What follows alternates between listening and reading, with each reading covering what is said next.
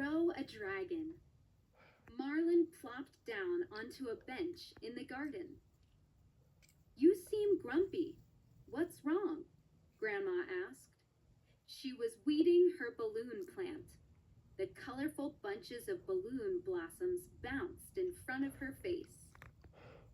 The dragon parade. Ah, it's in 2 days. Nia and Kent and, well, all my friends are going, with their dragons. Grandma picked a teacup flower. Tea? It might help you feel better. She handed Marlin the flower cup of steaming tea. Only one thing will make me feel better, Marlin whispered. I know, but dragons cost a lot, Marlin sighed. Right, and it's not like you can just grow one. Marlin looked around his grandmother's garden.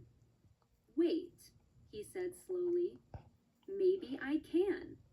May I look through your seed box? What is probably true about Grandma's seeds? Look for clues in the story. They are magic seeds that grow into unusual plants.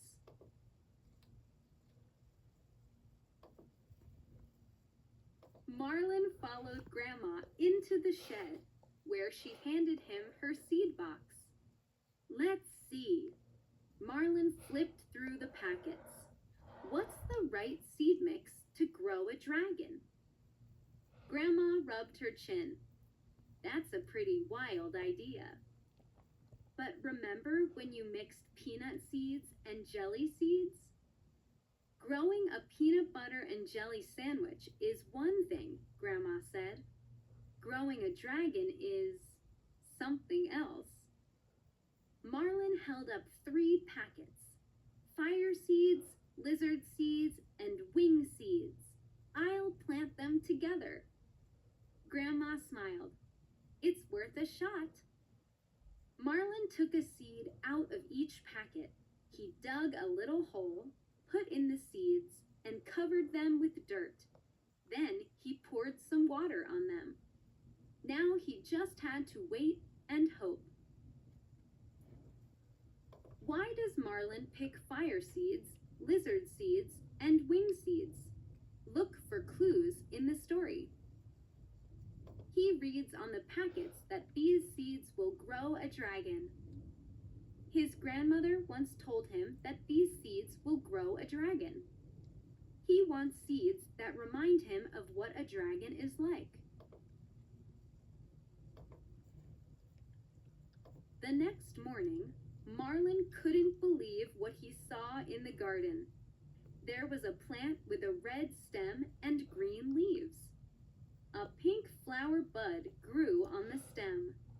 Marlin touched the bud carefully with one finger. It was warm and smelled slightly of smoke. I did it! Marlin jumped in the air.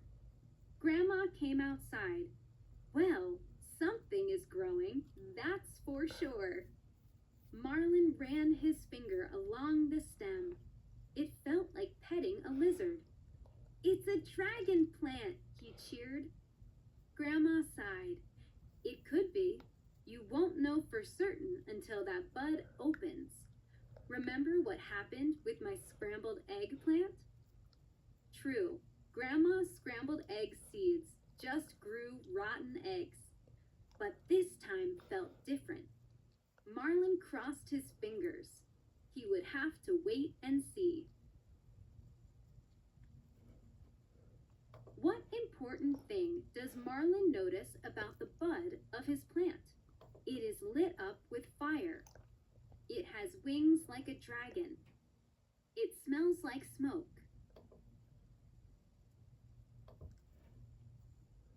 Marlin woke at sunrise and raced into the garden. The bud had opened into a large red flower. Marlin heard a tiny roar. Sitting on the flower was a brightly colored dragon. Marlin froze. Then he slowly reached out his hand. The dragon trembled a little, watching him closely, but then she hopped onto his hand. "My dragon," Marlin whispered, rubbing the dragon's chin. She grinned and let out a puff of smoke. She was nothing like Nia's and Kent's huge, fancy dragons, but Marlin was glad to have a different kind of dragon. "You're perfect," Marlin told his dragon. "Let's get to the parade." The dragon roared happily. Look at the picture. In what way is Marlin's dragon different from Nia's and Kent's? Marlin's dragon has no wings. Marlin's dragon is meaner and scarier. Marlin's dragon can fit inside his pocket.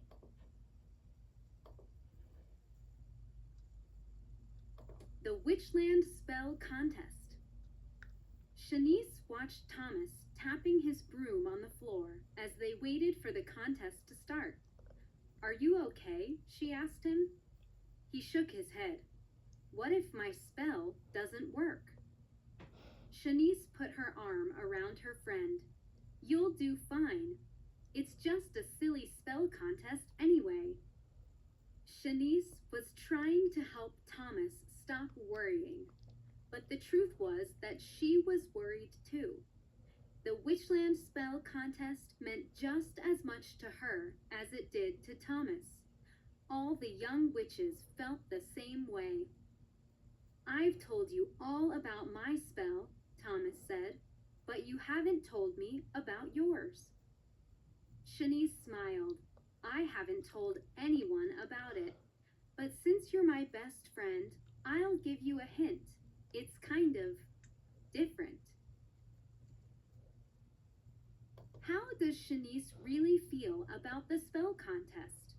Look for clues in the story. She feels that the contest is unfair.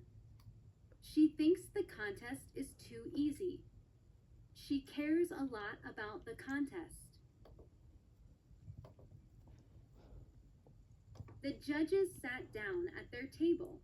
It was time for the contest to begin. Shanice and Thomas watched the other witches do their spells.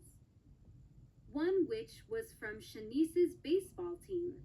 She made silver rings appear on the judges' fingers. Another witch made pink feathers float down to the judges' table. A third made songbirds appear, one for each judge. "These witches are so good," Thomas whispered. "Yeah," Shanice said. "They're all doing gift spells." "Of course," Thomas said. "The best gift always wins the contest."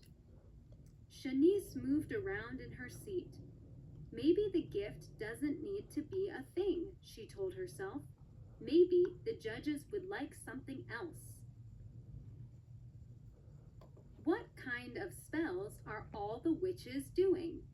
Feather spells, ring spells, gift spells.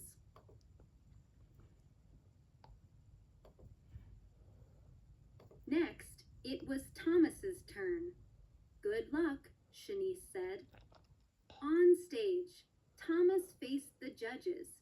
He brushed his broom across the floor and whispered his spell. Small pink cakes appeared in front of the judges. "How pretty," one judge said. "Almost too pretty to eat," the other judge said. But still, he licked the top. Thomas bowed while everyone else clapped or waved their brooms. The second judge didn't clap. He was too busy eating his cake. Shanice smiled and waved her broom at her friend. But when Thomas looked away, Shanice slid down in her chair. What had she been thinking? Why had she wanted to try something different? Thomas was right. Gift spells were what made the judges happy. After seeing Thomas's spell, how does Shanice feel about the spell she is planning? Look that she may have picked the wrong spell.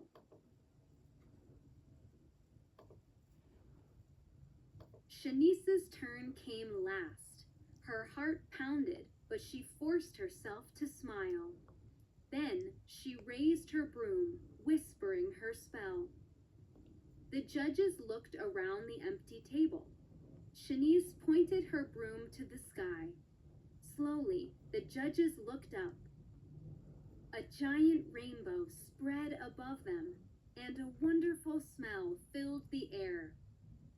The first judge pressed her hands to her chest. What a clever spell!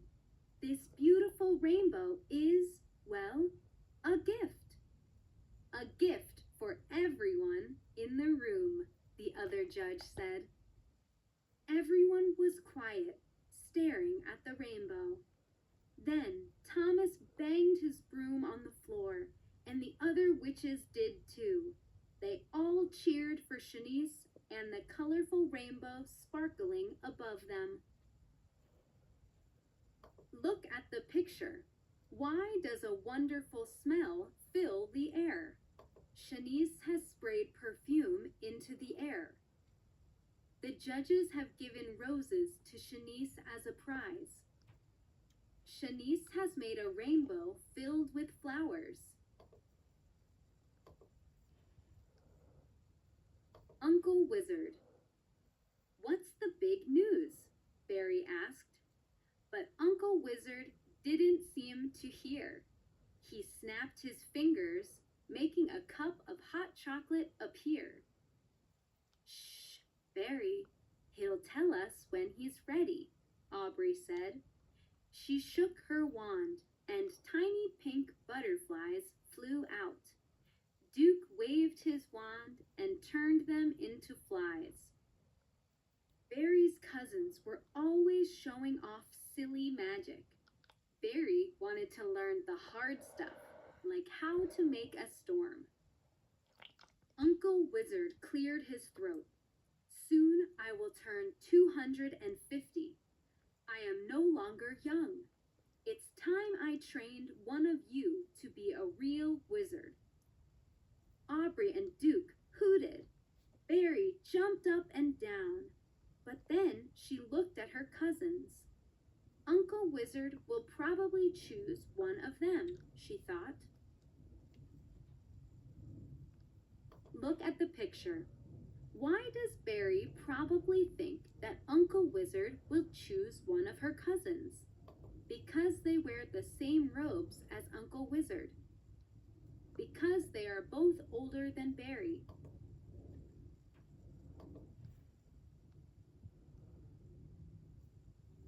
How will you choose who becomes a wizard? Barry asked. With a puzzle, Uncle Wizard winked. I've hidden a special golden key. Whoever finds it will become the next wizard. Cool, Barry whispered. Here's the puzzle. The key is in a place where there are rivers and roads, but no people, Uncle Wizard said. Remember, wizards use their magic and their minds. Aubrey and Duke began to shout ideas. I've got it, yelled Aubrey. The key must be in an old empty town. Of course. But where? Duke asked. I don't know, but I'm going to find it first. Aubrey waved her wand and disappeared. Duke clapped his hands, making a cloud of smoke that smelled like blueberries. When the smoke cleared, Duke was gone.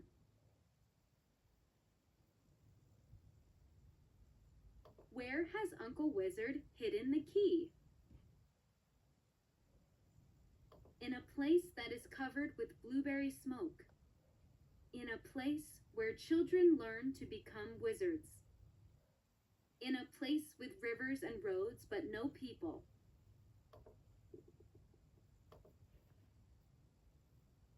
While Uncle Wizard sipped his hot chocolate, Barry stood quietly by the fire.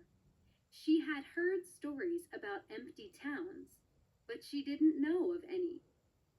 Aubrey and Duke are searching for an empty town, Barry thought. Should I search for one too? Even if I find one, how will I know where to look for the key? Barry said a floating spell, and she began drifting slowly through Uncle Wizard's house. I always think better when I'm floating, she said to herself. Soon Barry found herself in Uncle Wizard's map room. She looked around. There were maps hanging on the wall and rolled up on shelves. More maps were stacked on Uncle's desk. Barry kept asking herself, where are there rivers and roads, but no people? What can you guess about Barry? Look for clues in the story. She does not really care about finding the key. She does not think she can solve puzzles. She usually thinks things through carefully. Barry ran her finger along a river on one of the maps. It gave her an idea. She started looking under the maps on the desk and behind the maps on the walls. She took a rolled up map off a shelf. Something hard slid out. It was the key. Good job, Uncle Wizard said. He was standing in the doorway, smiling. I solved the puzzle, Barry said. I was looking at the maps. They show rivers and roads, but they don't show people. So a map matched all the clues. As our family's next wizard, you will make everyone proud, Uncle Wizard said. Wow, thank you, Barry said. Uncle Wizard grinned. Ready to start your training? How does Barry know to look for the key in a map? The maps are magical. The correct answer is the 3 clues. Naya waited for Kit outside Grandfather's bedroom. Finally, the healer came out. Good news, Kit said. He didn't break his foot when he fell, but he needs to rest for a week. Naya and Mother looked at each other sadly.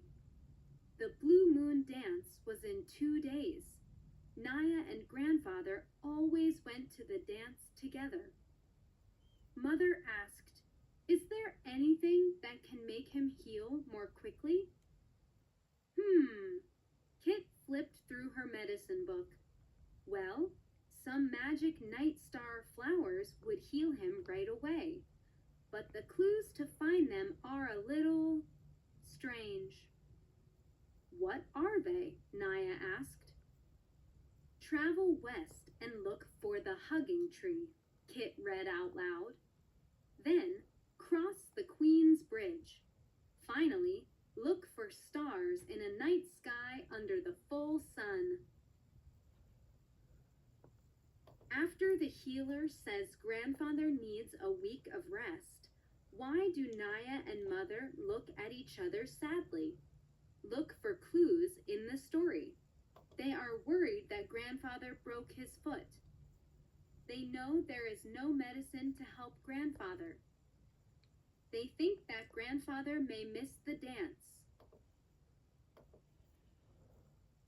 Those flowers sound hard to find, Naya said. Then she thought about Grandfather missing their favorite dance. I'll go, Naya said. I'll look for the flowers. Mother nodded. We want Grandfather to heal quickly.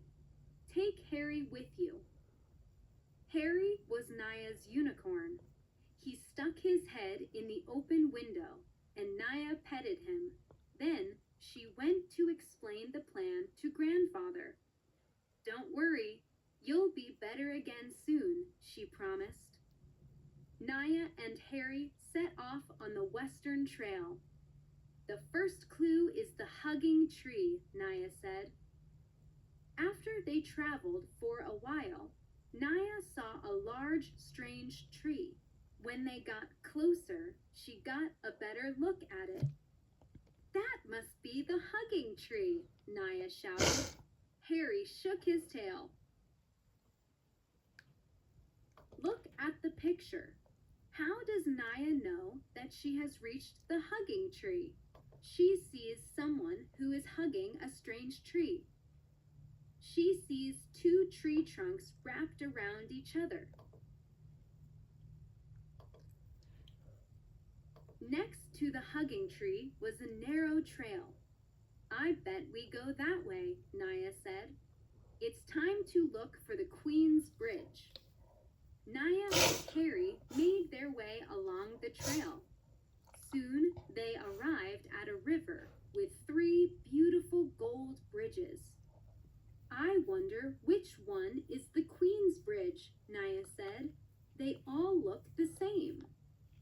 When Naya and Harry got closer to the bridges, they heard a buzzing sound. Look, Naya said, the middle bridge has a beehive under it. Queen bees usually live in beehives, so this must be the Queen's Bridge. Naya and Harry crossed the Queen's Bridge. Then they followed the path on the other side. Only one clue left, Naya said. Why does Naya guess that the middle bridge is the Queen's Bridge? She thinks a queen bee is in a hive under the middle bridge.